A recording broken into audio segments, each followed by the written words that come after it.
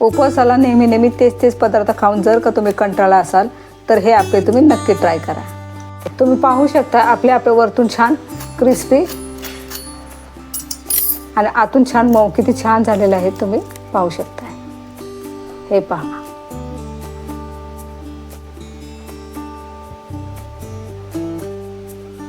नमस्कार मैत्रिणींनो, साचीज मॉम किचनमध्ये तुम्हा सर्वांचं स्वागत आहे। तर आज आपण बनवणार आहोत आषाढी एकादशी निमित्त उपवासाचे आप्पे। तुम्ही जर माझ्या चॅनलवर नवीन असाल तर माझ्या चॅनलला लाईक करा, शेअर करा, सबस्क्राईब करा।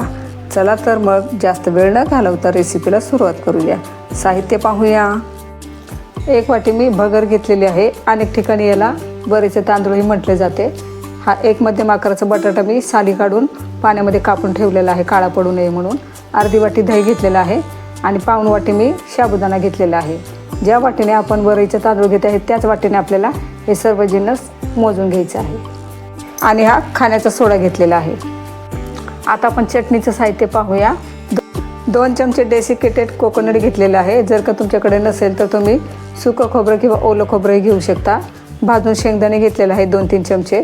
हे चवीनुसार मीठ घेतलेलं आहे आणि ही 1 मिरची घेतलेली आहे। 1 वाटी घेतलेली भगर टाकायची आहे। आता पॅनमध्ये आपल्याला साबुदाणा टाकायचा आहे। दोन्ही आपल्याला छान हलकेसे भाजून घ्यायचे आहेत। तुम्ही पाहू शकता आपण कोणतंही साहित्य न भिजवताच घेतलेलं आहे, त्यामुळे हे आपल्याला हलकेसे भाजून घेणं गरजेचे आहे। कमी गॅसवर आपल्याला छान हे हलकं फुलकं भाजून घ्यायचं आहे। जर का तुम्हाला हे साहित्य भाजून घ्यायचं नसेल तर तुम्ही रात्रभर भिजवूनही घेऊ शकता। 2 मिनिटं भाजून झालेले आहेत। आता आपण ते एका प्लेटमध्ये काढून घेऊया। आता हे आपण थोडं थंड करून घेऊया। आपण भाजून घेतलेलं साहित्य छान थंड झालेलं आहे, छान कुरकुरीतही झालेलं आहे। आता ते आपण मिक्सरमध्ये दळून घ्यायचं आहे।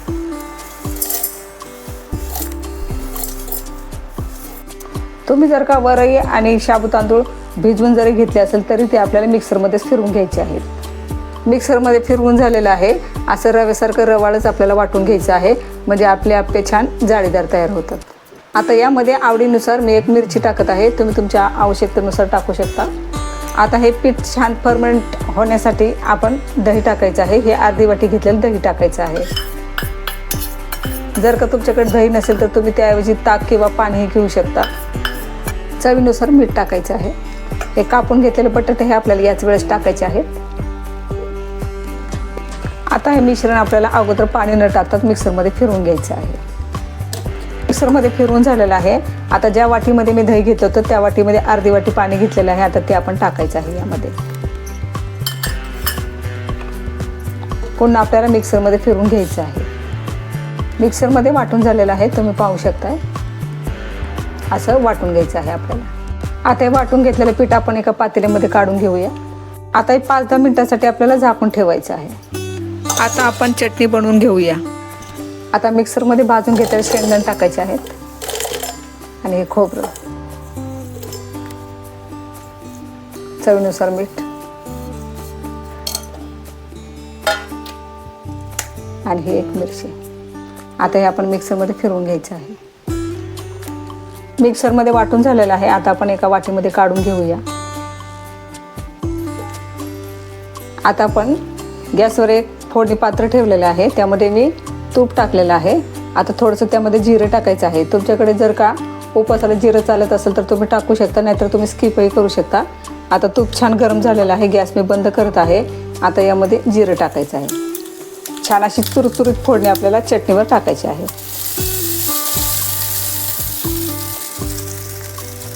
आता 5-10 मिनिटं झालेले आहेत। आता आपण झाकण खोलून पाहूया। पीठ छान थोडंसं दाटसर झालेलं आहे, तुम्ही पाहू शकताय।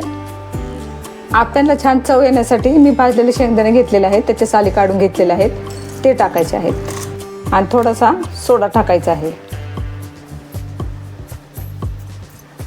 आणि छान आपल्याला एका डायरेक्शनमध्ये छान मिक्स करून घ्यायचं आहे।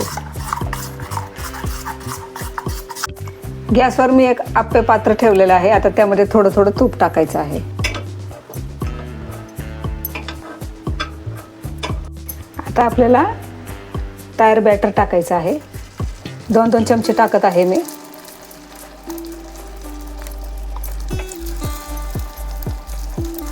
आणि हे मिश्रण टाकताना कडेने सुरुवात करायची आहे टाकायला, कारण मध्यभागी जास्त गरम झालेलं असतं भांडं.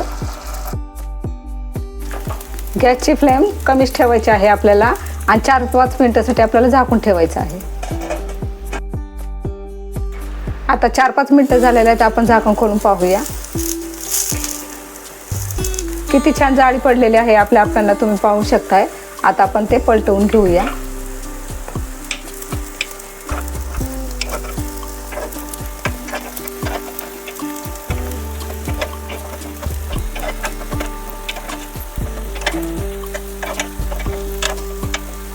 दुसऱ्या बाजूने हे आपल्याला 4-5 मिनिटासाठी आप्पे छान वाफवून घ्यायचे आहेत. पुन्हा एकदा हे आपल्याला झाकण ठेवून वाफवून घ्यायचे आहेत. 5-6 मिनिटं झालेले आहेत. आता आपण झाकण खोलून पाहूया.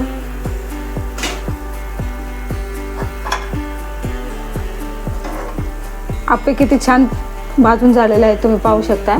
आता आपण ते काढून घेऊया.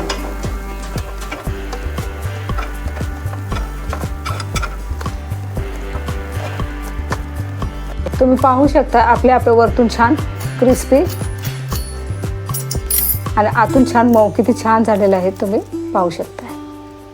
हे पहा. अशाच नवनवीन रेसिपी पाहण्यासाठी माझ्या चॅनलला लाईक करा, शेअर करा, सबस्क्राईब करा. पुन्हा भेटूया एका नवीन रेसिपी सोबत. तोपर्यंत पौष्टिक खा आणि मस्त रहा. धन्यवाद.